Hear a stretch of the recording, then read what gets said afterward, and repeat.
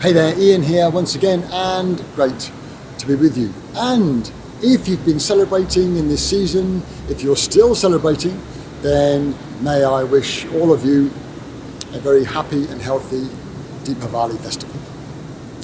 Today I'm going to share a new take, a new look at a familiar concept that can be very powerful, very quick to get results, and help you in your growth journey. Now, I'm sure we're familiar with the concept of feedback. Yeah, feedback is a familiar term, we use it pretty much all the time, and giving structured feedback can be very useful. There are healthy guidelines for giving feedback, of course, and many of them have been written about and discussed in recent years, namely that we want to be respectful when we give the feedback. We want to explain why we're giving the feedback, what we want to achieve by feeding back to somebody, making it a two-way dialogue. And often it's also useful if we're doing some root cause analysis with a project or a system where maybe mistakes have been made, and we want to see what went wrong and how to prevent mistakes in the future. So some sort of retrospective look at a project or some kind of a system is useful. And also looking back on projects and what things worked well and need to be preserved in the future. So feedback can be very useful if we use it properly. However, it does have one risk that we need to be mindful of, and that is, by definition, feedback is looking into the past.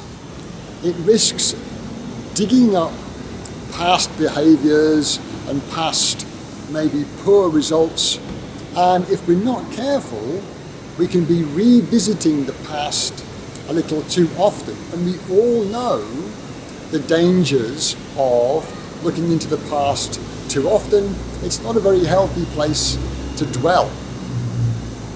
So here is a fresh spin on the idea of giving people some useful information, and it's the idea of feed forward. Now, here are some healthy practices for feeding forward if you want to give it a go. This can be done in a group setting, it can be done on a one-to-one basis, but here are a few healthy practices for you to get some feed forward input. Okay, first of all, think of something you want to improve.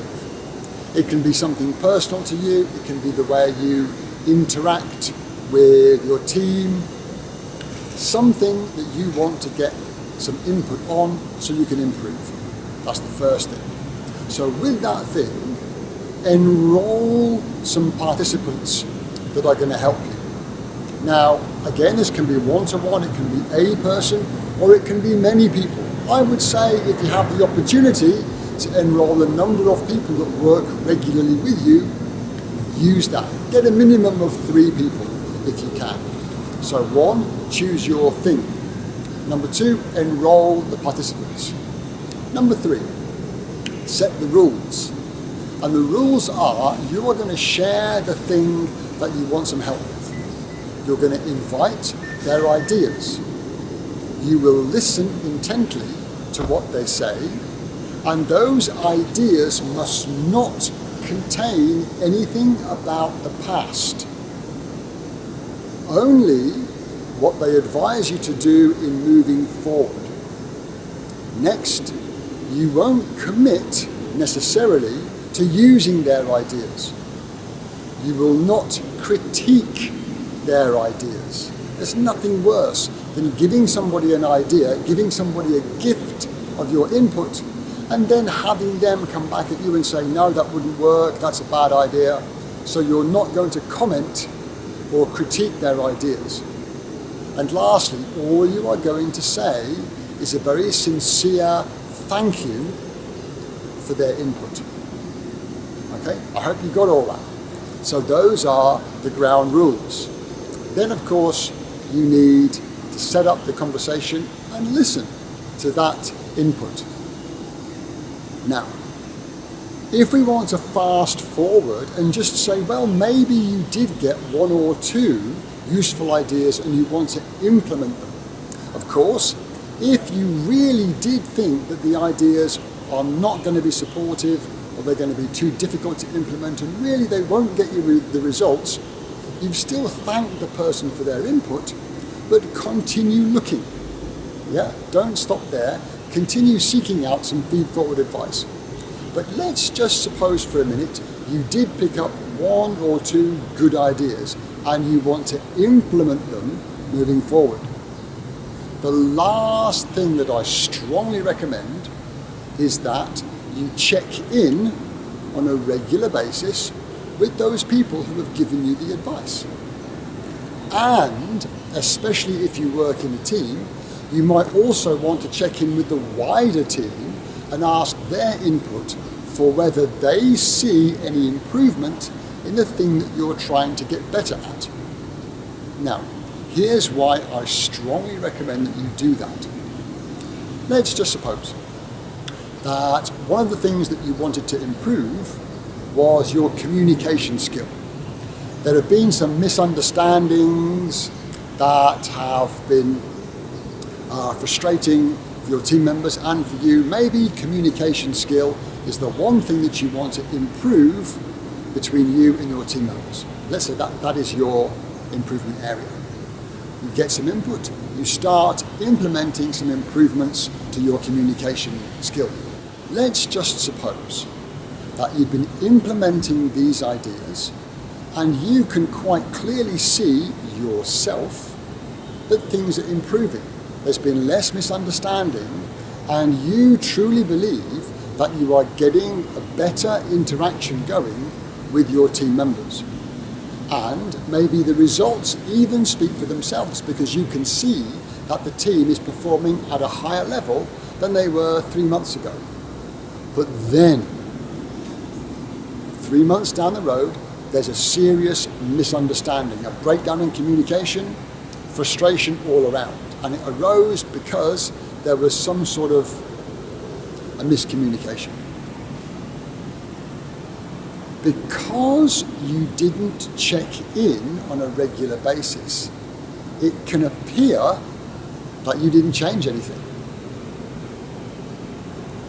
Oh, it's still the same old person because we're still having these misunderstandings and miscommunications. They're still occurring. That person didn't change. Hold that thought for a second and let's look at what might happen if you do check in. You've got some ideas, you implement them, and then every couple of weeks you go back to people that gave you the advice and those perhaps in the wider team, and you say, look, I've been trying to improve this. Do you see any changes, any improvements for the better? And you keep checking in, let's say every couple of weeks. Then, fast forward to 3 months, serious communication breakdown. My guess is you are highly likely to be forgiven for the incident 3 months down the road if you've checked in and formally have the team recognize that there has been changes in your communication skill. When those check-in points are formally registered and the improvements are seen, even though something breaks down 3 months from now, the situation is a lot better than it would have been if you didn't check. So I highly recommend that river. So I really hope that that did make sense and give you some ideas for the future. A quick recap. Select your thing to be improved. Enroll the people that can help you, tell them why you're doing it. The rules are that you will listen respectfully to their ideas. Their ideas should not be about the past. You're not going to critique their ideas and give them feedback on their ideas. You're going to listen intently and you will say a sincere thank you at the end. And you won't commit necessarily to implementing what they say. I really hope that that gave you some ideas. And by the way, this can be particularly powerful in a group setting with people actually moving around, interacting with different people and getting their bits of feed-forward advice. If you'd like to know some healthy practices for implementing that in a group, maybe at your next team meeting, then please drop me a line at my email address below, and I'd be more than happy to share some healthy practices with you. I really hope that made sense and you got something from this week's video, and I look forward to sharing with you again soon.